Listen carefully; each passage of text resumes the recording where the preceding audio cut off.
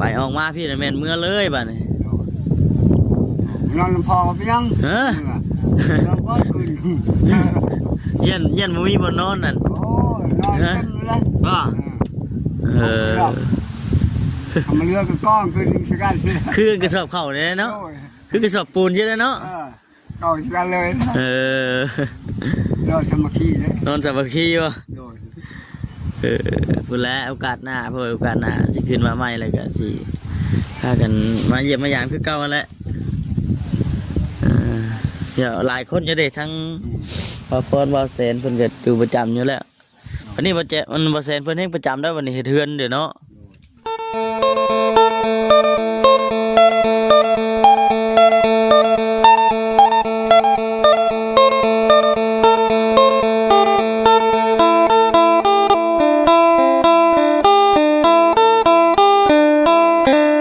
มีอย่างไรตุ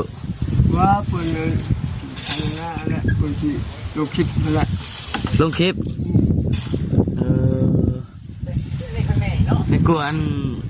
สุแย่ไข่มดแดงเนาะระวังเด้อระวังมดแดงครบเด้อเอาพี่น้องเนาะก็เลยทักทายสบายดีเด้อพี่น้องเด้อซีกันเบิดสุขุทุกคนพี่น้องเอ้ยอันมื้อนี้เป็นมื้อที่2จื้อลูกอยู่วันไผไผคำทบทวนแต่ถามเล่าอีกแล้วพี่น้องเอ้ยเนาะเพราะมื้อนี้เพิ่นเช็ดยังน่ะตุเครื่องเฮือนเครื่องชานอยู่แล้วโอ้คือดีเท่าไหร่สิเริ่มเครื่องเฮือนแต่เฮ็ดบ่อนั้นเก่าเนาะนี่เป็นไรกับพออยู่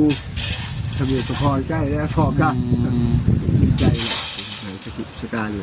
ยรุ่นมืออีกพี่น้องว่าเพิ่นสิเฮ็ดแต่ได้จากที่แน่ๆก็คือได้ยินทั้งบ่แสนเพิ่นว่ามานี่คือจะเป็นทรงโมเดิร์นว่าซั่นเด้อเห็นว่าเฮ็ดทรงโมเดิร์นนี่ผมก็ยังบ่เคยเห็นยังบ่เคยเห็นอยู่ทรงมาฮอนนั่นดิเด็กๆแล้วยังบ่เคยเห็นเนาะพ่อบ่เคยหลายคนอยู่เลยแต่พอยังเคยมีพอใจเลยพอกะป้าเด้อพี่น้องเนาะถือว่าคักตัวแล้วในหมู่บ้านนี่ก็ได้มีเฮือนหลังเดียวนี่แหละเล่นที่สุดเลยเนาะถ้าเบิ่งบ่เชื่อพี่น้องเนาะมื้อนี้ก็เป็นมื้อที่2เวียนเข้ามาหาทางประตูโจยเพิ่น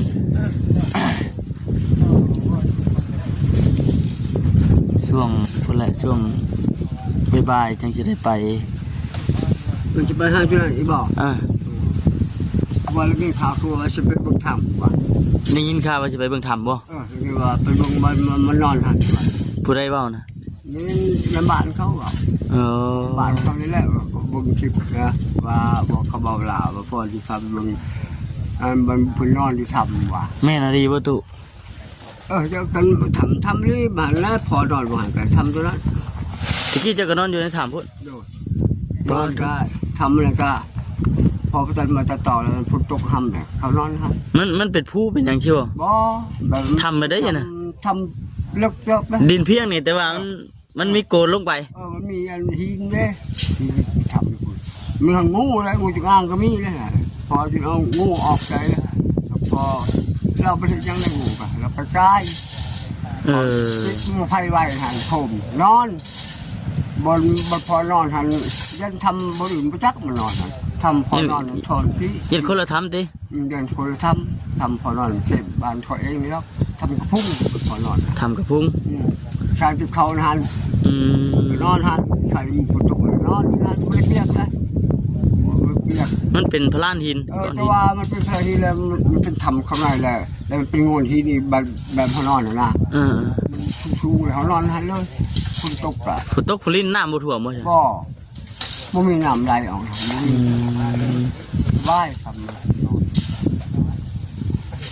ทำบนอื่นประยักทำพอนอนทำกระพุ้งทางเศษบันพอบางทีเจอบนเดียวกันมาจักใช่เนาะอย่างนี้ใช่ไหมฮอนเมนกระบี่นะฮะเมนกระบี่อะไรอ่ะออกมาเราเอาหากินยังมันออกนี่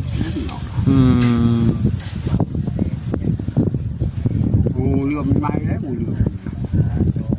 มาคือครอบที่หลัง มีหองูเหลือมงูจงอางคุณป้าดึกก็ดีเนาะ พอไปเลยเข้าเลยเลยออกแบบฝึกใกล้ไปเลย เอ้า มันเต็มแล้ว ที่เธอพูดมา ซื้อไข่มดแดงแล้ว ถึงไข่มดแดงแล้วว่ะเดี๋ยว มดแดงใหญ่ ปวดสัญญาณกันเนาะชิบว่าจะเห็นแต่เก่ากันวันนี้เลย สบายดีเด้อเนาะอย่างนี้นะ ช่วง แม่ใครบุแดงมึงกันนะ นี่ไข่มดแดง เอาข้อถั่วจิ๊กเถื่อโดยป้ายรถบ่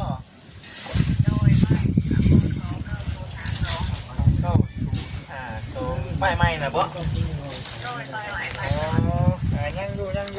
ยังใช้ป้ายเก่าอยู่ตอนนี้โดยแม่นแล้ว โดยที่ทำป้ายลงป้ายมาเลยเนี่ยนะจราจรแจ้งมาแล้วป้ายมาแล้วแกลูกค้าสะดวกมาจับป้ายกันมาวันจันทร์หาวันศุกร์มาเมื่อใดก็ได้ก็เจ้า วันจันทร์หาวันศุกร์เนาะ โดยป้ายเก่ามันป้ายทั้งหมดยังอยู่ในหน่วยลูกค้า แม่นแล้ว แต่เมื่อใดว่างแล้วมีแต่เอาขับมาจับป้ายไหนก็ โอ้ได้ท่านโอเคขอบใจได้เด้อ ทำได้ก่อน โดย ปีเสีย ทั้ง โทรมาว่ะ โทรมาบอกเป็นเปลี่ยนป้ายพี่น้องเลยเนาะเปลี่ยนป้ายใหม่แล้วบัดนี้เป็นป้ายขมวน วันนี้เพลงชนเขต โอ้ยเนาะเปิดรักลูกคิดก็ได้ เลยไข่มดแดง ใหญ่อีกใหญ่ไข่มดแดงอีกเนาะ ยังไม่ทันไหล ประตูก็สร้างเฮ็ดให้ ไม่พานี่บ่ อ้าวพอแล้วพอเลย เจ้าคู่ว่าสัญญาณอยู่หันมี มาของลิกหน่อยในบ้านเขามาเลยเลยนี่ เอาแล้ว มาเลยเลย ตักกะลิเนาะ ว่าชูเฮ็ดยังชูน่ะโอ้บ่ลาดเด้อว่าก็อีกทีพอให้ตักแล้วบ่จักถูกจักยา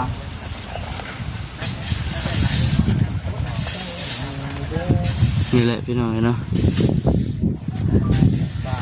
สร้างเพิ่นมาจากคนก่อนเลย ชอบยกปืน ให้อีกคนหนึง ตามคน สร้างแค่ว่าเฮ็ดครบเบิดแต่แม่น3 คน เดียว เดี๋ยวจังหน่อยสิพาทาง FC ไปผู้ใหญ่ที่เราเบิ่งมื้อนี้น่ะมีทั้งบ่แซ่บเพิ่นอาปูนมาแน่พี่น้องเนาะเอ้ยปูน1 2 3 4 5 ศอกปูนแดง5 ศอกเธอ กินข้าวแล้วตู้ โอ้ยกินเลยนะ มีกันยังมื้อนี้ กินกับอันไก่เขาเอาทอดอะไร โอ้ เราก็เป็นไปเช่าก็บ่รู้ โอ้ย เป็นมีไผไหนมานอนเมื่อคืน เขาเบาพ่นกะเบาแสงแดดลืมแหละ แอนบ่ กะเบาอันนั้นครับบอน้องบางลา จังหวะเด้อ โจรบ่ เราจอด มานอนอยู่นี่อยู่ข้างล่างนี่บ่น่ะอุ่นไปอย่างนั้นเนาะมีหมู่ป่าหมู่เว้าเลยเนาะ โอ้ยแม่พ่อก็ดีใจเลยหมูมาอยู่หลังม้วนพออยู่คนเดียวมันเป่าเบาอย่างม้วนมาเห็นมาหัวม้วนอยู่โรงเลยคนเดียวม้วนนะ ก็กะแกกอยู่ติ โดย มื้อนี้ก็มีลมอยู่พี่น้องนี่เนาะมื้อนี้ก็ได้ ลมก็บอกเป็นไรคือบ้านแล้วขนาดนี้ วานนี่ซ้ำนี่น่ะแม่นลมแห้งเด้อว่าเจ้า โอ้แห้งเลยแต่เสาเลย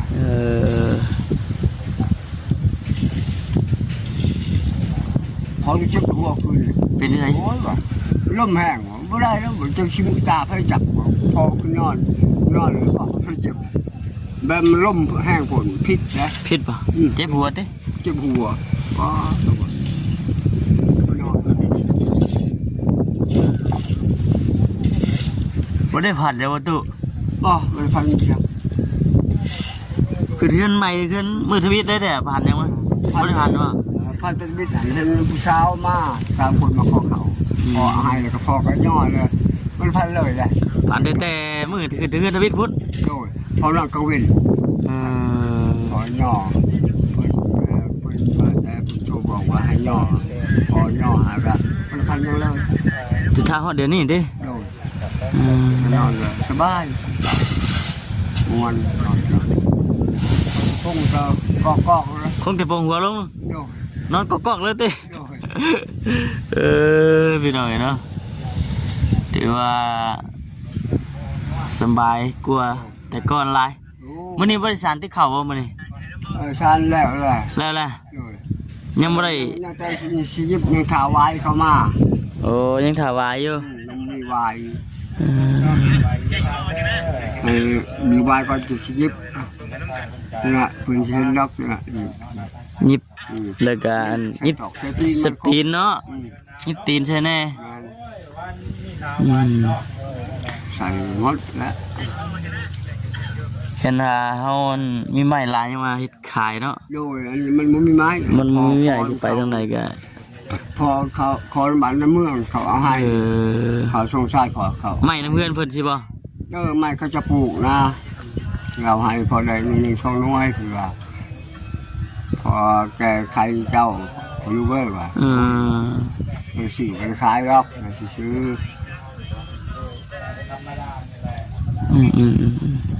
แต่เพิ่นสิให้เฮาว่าซั่นติ โดย เฮาสาเรียบร้อยก็จะให้เพิ่นเนาะแค่ว่าเฮานั่นก็นี่แหละพี่น้องเนาะมาเยี่ยมเพิ่นอีกเพิ่นนี่ก็กลับปะแล้ววันนี้ตู้จอยจักมื้อใดยามใดแล้วบัดทีนี้ โดยผู้ก็มายำพอแล้ว จักยามใดแล้วบัดนี้ เมื่อไปสมอยอยู่พอก็มัวแล้วมายำแล้ว ให้มาอีกอยู่บ่ โย่พอให้มาอยู่พี่ได้จุมวนเนี่ยมีครู คนเนาะก่อนเนาะ โดยหลายคนก็ม้วนให้พวกลูกมาโหพออยู่ลูกจะมานอนไว้ไว้แล้วบอกลูกบ่าวใส่บ่าวพูดมาอยู่จะประหับพูดแล้วเขาคุณมาขมือแล้วพูดเมื่อเย็นนะ เห็นแล้วเนาะอยู่น้ำกันเรื่อยอยู่น้ำกันเทิงเลยครับ คือเขาบอกผ่อนเบาลามากกับม้วน ลื่นเนาะ ลึงแรกชมูครูเอง ลื่นเคยแล้วบัดทีนี้ โดดแข่งกันเลยเฮ้ยเอาครูเมื่อก็เขามาลิ้นน้ำเวลาพวกลูกเมื่อก็ เวลาเมื่อว่ากับคนเพิ่นมาดินน้ำบ่ โดยลิ้นน้ำลิ้นเขาเมื่อ มาเล่นมาแอนกันนี่แหละเนาะตามภาษาชาวบ้านนี่แหละพี่น้องเอ้ย มันลิ้นบ่หันลูกเขามันลิ้นเห่ามันเป็นอย่างเห่าชัวเขาบอกว่า เฮาบ่มีเนี่ยเพิ่นบ่มา มันลิ้นน้ำลิ้นชมวนบ่หันกับบ่ว่าบ่นี่ก็รอดพันเชื้อจนมันลิ้น หน่อยเทื่อจังได้มาเนาะรถถีบตู้ก็ขี่เป็นบ่นี่เอาแล้วแต่ก่อนก็ขี่เป็นบ่จังหวะแล้วซะเนาะไปใกล้ไปไกลก็พอได้รถถีบนี่แหละเนาะ เพิ่นจะสนอกแล้วสิบ่กำสิอยู่นี่ล่ะ วิทยุก็แม่นอีก แม่แล้วเลยสิหายสิก็ไปทริป ไปหันไปนี่แหละเนาะ กิจการคือสิหายนะถูกบุคคลเกินคนลำทุนรวยคนน่าสงสารพอหายพอเราใส่พ่นไปทีคุณมองจบจะรอว่า ฮอดยามจะหน่อยเด้อเนาะแม่นบ่จะหน่อยบ่แม่นบ่ เดี๋ยวนี้ยังน้อยมัน นี่มันยังน้อยอยู่เดี๋ยวนี้เนาะ เขาหาคนแรกหน่อยใบทางคุณยังน้อยต้องกระจาย แต่กี้เนาะหูตาเพิ่นบ่แจ้งเพิ่นบ่เห็นหุ่งน่ะบ่จักว่าเดือนใดมื้อใดได้เนาะ โอ้พระเจ้าหมุนพระเจ้าคำเลย บ่จักมื้อบ่จักค่ำบ่จักมื้อบ่จักยามเลย ขนาดเราใช้ไปสวรรค์อยู่ว่าลูกไปใช้ อ้าวคือนั่งอยู่เต็มเก่าติ อยู่ว่าเก่า เอาแล้ว ว่าคนแรกร้อยเช้าเลยว่า เธอ ฉันบอกว่าอยู่ข่าวของสวรรค์ เคยไปจักเทื่อสวรรค์เคยไปเทื่อ ยังไม่เห็น สิโนยังบ่ทันเห็นจ้ะแต่ก่อนพุ่นเลยแต่ก่อนแต่ข่าวบ่ได้ไปทางใดเลยติแต่อยู่ในบ้านนี่ บ้านใช้สมุกเห็นไปเขาชกเรือเห็นอยู่ เสถมวก สมุกพระลานเห็นอยู่เขาชกเรือแล้วก็หันแล้วมันไปแต่พอตาบอดแล้วเริ่มเห็น ตาบอดตั้งแต่อันอยู่ทรมานมาจนฮอด10 กว่าปีพี่น้อง แต่ทุกไปทุกไปเลยแต่ปีเก่า ปีเก่าๆพุ่น พอทุกมาปีของเราเก่าตั้งปีเลย3 ปี 1999 อ๋อปีเก่า ปีเก่า เก่า ๆปี1999นี่3 ปีแล้วมันเมียพอตายนั่นแหละถูกไปเลย ถูกไปเลยบัด โดยพอกับตาบอดแล้วตะกล้วยดีเพิ่นชุมชาติให้ช่วยเพิ่นยังได้ดีทำดีเลยพอแล้วพอตายเลยพอนะพอหัวเฮือนจนเราสิไปก็พอเลย ไปมากปวดก็ว่าลงอยู่เลยนะว่าเฮือนขับคุณคุณดิลูกเอามาก็เฮ้ยลูกก็บ่อ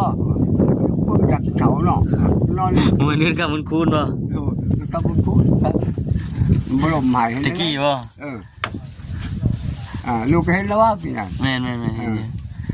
ทางสีเปิ้งเชิงอยู่แล้วลมพัดมานี่พัดเถอะ ไปลงไปป่าไปชายว่าขอโทษไปสกไปชายกะจื้อเสียงโอ้ทางนี้เฮือนข่อยมันสัญญาณเลยตึงคือตีแตกมือจริงจึ๊กเลยโอ้แล้วจุดนั้นมันมาแล้วพามาแล้วพาพูดประชาพูดเอาเชิญเก็บคนบ่อยู่ที่บ่ได้ยินเสียง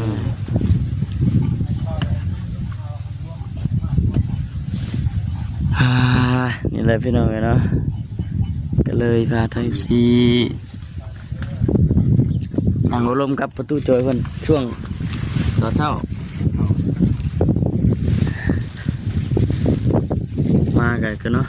ทางเงินบาพรว่าอย่างเพิ่นก็ไปพูดแล้วล่ะพี่น้องเพิ่นว่าพาไปเพิ่งทำเพิ่นก็เลยพูดแล้วช่วงบ่ายๆเพิ่นแล้วจะคิดจะพากันเข้าไป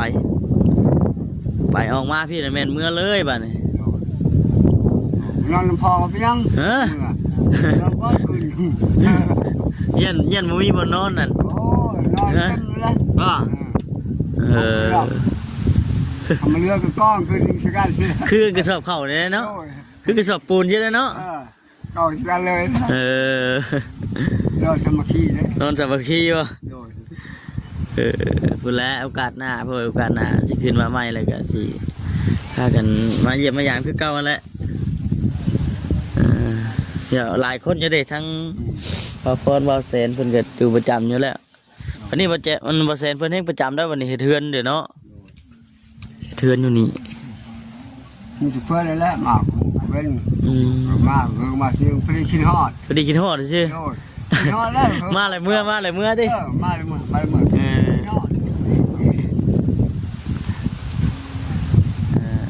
เขาบอกลาว่าพ่อกับชะม้อยนะก็เห็นเลยพี่น้อยนะไม่ได้ว่าสิจบคลิปก่อนมาทีนี้พอสบายดีด้วยจ้าพี่น้องจะรายการสิจบคลิปลาพี่น้องไปก่อนเด้อสบายดีพี่น้องเวลา